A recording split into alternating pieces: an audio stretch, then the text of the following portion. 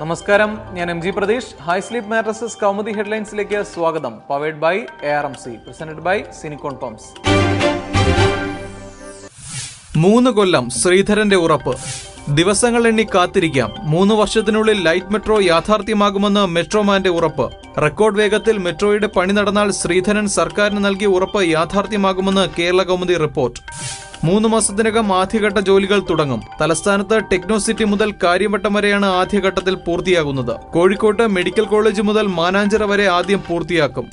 നേരത്തെ നിശ്ചയിച്ചിരുന്ന 4 വർഷ കാലാവധിക്ക് മുമ്പേ ലൈറ്റ് മെട്രോ ഓടിത്തുടങ്ങുമെന്ന് കൗമുദി റിപ്പോർട്ട്. ആശങ്കകൾ അകന്നത് ലൈറ്റ് മെട്രോയിൽ സ്വകാര്യ പങ്കാളിത്തം വേണ്ടെന്ന സർക്കാർ തീരുമാനം. ആവശ്യത്തിന് വൈൻ കുടിക്കാം. വൈൻ കുടിക്കാനുള്ള സഭയുടെ മോഹത്തിന് അനുമതി. സീറോ മലബാർ സഭയുടെ വൈൻ ലൈസൻസ് പുതുക്കി നൽകാൻ തീരുമാനം. ഉത്തരവ് 2 ദിവസത്തിനകം. എക്സൈസ് ഡെപ്യൂട്ടി കമ്മീഷണറുടെ ശുപാർശ അംഗീകരിച്ചു. ഉത്പാദനം വർദ്ധിപ്പിക്കാൻ സഭ അനുമതി തേടിയത് ഇന്നലെ. എക്സൈസ് വകുപ്പിന് അപേക്ഷ നൽകിയത് കർദിനാൾ മാർ ജോർജ് ആലഞ്ചേരി. പള്ളികളുടെയും വിശ്വാസികളുടെയും എണ്ണം വർദ്ധിച്ചെന്ന് സഭയുടെ വിശദീകരണം. എക്സൈസ് വകുപ്പ് അംഗീകരിച്ചത് തൃക്കാക്കരയിലെ വൈൻ ഉൽപാദന കേന്ദ്രത്തിന്റെ ശേഷി 5000 ലിറ്ററായി ഉയർത്തണമെന്ന ആവശ്യം. നിലവിലെ ഉൽപാദന ശേഷി 1600 ലിറ്റർ. ലൈസൻസ് മുൻപ് പുതുക്കി നിശ്ചയിച്ചത് 23 വർഷം മുൻപ്. ലിറ്ററിന് 3 രൂപ നിരക്കിൽ ഫീസ് ഈടാക്കാനും എക്സൈസ് തീരുമാനം. സഭയുടെ ആവശ്യം പരിഗണിക്കേണ്ടതാണെന്ന് മന്ത്രി കെ ബാബു പറഞ്ഞത് ഇന്നലെ. ചാക്കിലാക്കാൻ വിജിലൻസ്. മലബാർ സിമന്റ്സ് അഴിമതിയിൽ വിജിലൻസ് പരിശോധന. മുൻ മന്ത്രിയും CPM കേന്ദ്ര കമ്മിറ്റി അംഗവുമായ എളമരം കരീമിനെതിരെ ഉയർന്ന ആരോപണങ്ങൾ വിജിലൻസ് പരിശോധിക്കുമെന്ന് ആഭ്യന്തരമന്ത്രി രമേശ് ചെന്നിത്തല. മലബാർ സിമന്റ്സ് മുൻ MD M സുന്ദരമൂർത്തി കരീമിനെതിരെ നടത്തിയത് ഗുരുതരമായ ആരോപണങ്ങളെന്ന് ചെന്നിത്തല. കരീമിനെതിരെ അന്വേഷണം വേണമെന്ന ആവശ്യവുമായി VS അച്യുതാനന്ദൻ. കരീമിനെതിരെ CBI അന്വേഷണം വേണമെന്ന് VM സുധീരൻ.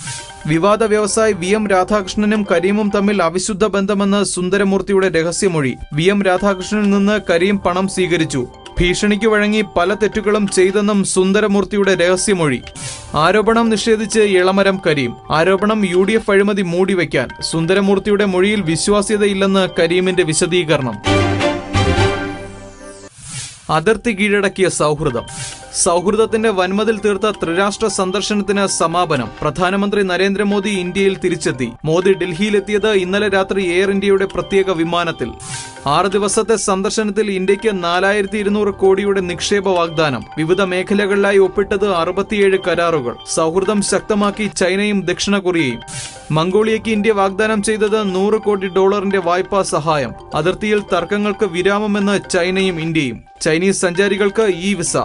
ഇന്ത്യയിൽ മടങ്ങിയെത്തിയ മോദിക്ക് ഇന്ന് തിരക്കിട്ട പരിപാടികൾ. ചർച്ചകളിൽ മോദി മന്ത്രിസഭയുടെ 1ാം വാർഷികവും അനുബന്ധ പരിപാടികളും. 1 വർഷത്തെ പ്രവർത്തനം വിലയിരുത്താൻ ഉന്നതതല യോഗം. High sleep mattresses Kaumudi headlines powered by ARMC, presented by സിനിക്കോൺ പംപ്സ് സമാപിക്കുന്നു. അടുത്ത ഹെഡ്ലൈൻസ് 1 മണിക്കൂറിന് ശേഷം. നമസ്കാരം.